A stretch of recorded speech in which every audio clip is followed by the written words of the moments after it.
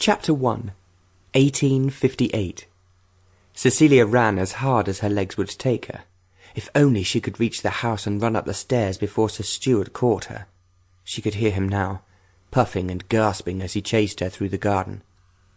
He was getting close, but too much alcohol and rich food had left him out of condition. She might still escape. But as she reached the trees, she stumbled, and then he was upon her, grabbing at her arms and pulling her against him. "Why do you run away from me?"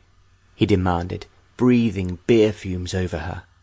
"Because I cannot bear the sight of you," she cried, frantically turning her head away. She felt sick with disgust, not only at the smell of the man, but at the sight of him too. His red, fleshy face was loathsome, but more loathsome was his heavy, slack body, held against hers, pressing her back against a tree. "Get away from me," she screamed. "Don't touch me." "Come now, you don't fool me," he wheezed. "I know very well that this display of reluctance is only to increase my ardour, but there's no need, you know.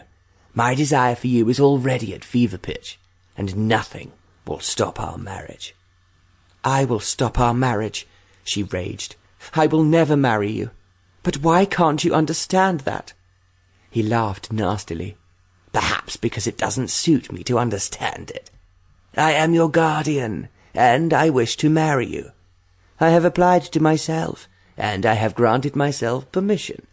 So, there is nothing left to do but to set the date." "Except that I will not marry you," she cried. "You have no choice. You will do as your guardian decrees." "I'll die first." "Stop talking nonsense. Our marriage is all settled. I am looking forward to it. Now, how about a little kiss, as a token of your love for me?" To her horror, he pressed his face against hers, so that there was no escape from his heavy, tobacco-stained moustache. She turned her head frantically this way and that, just managing to escape his mouth. At last, using all her strength, she succeeded in pushing him away. He stumbled back and fell over a log that lay on the ground just behind him. His eyes kindled with rage. "Why, you—" Cecilia heard no more. Picking up her skirts, she fled through the trees into the house and up the stairs to her own room. There she leaned against the door and burst into loud sobs.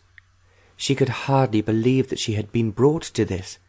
Only 6 months earlier, she had been living a happy life, the darling of her father, Charles Reynolds, a very wealthy merchant.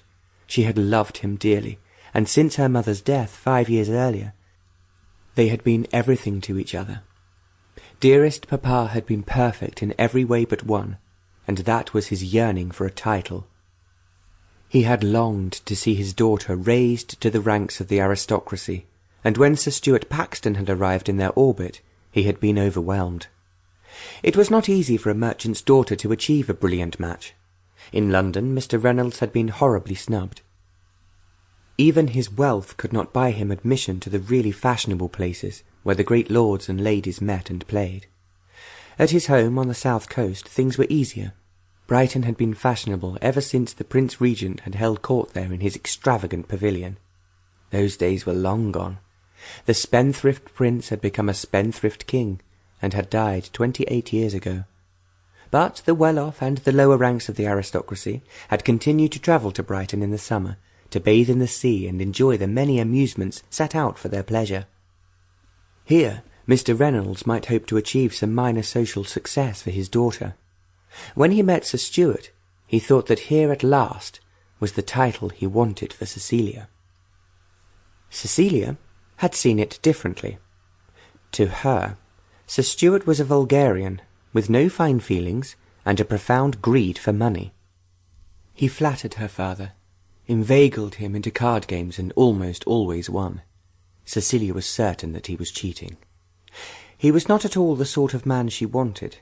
Like any young girl, she dreamed of a knight in shining armour. Sample complete. Ready to continue?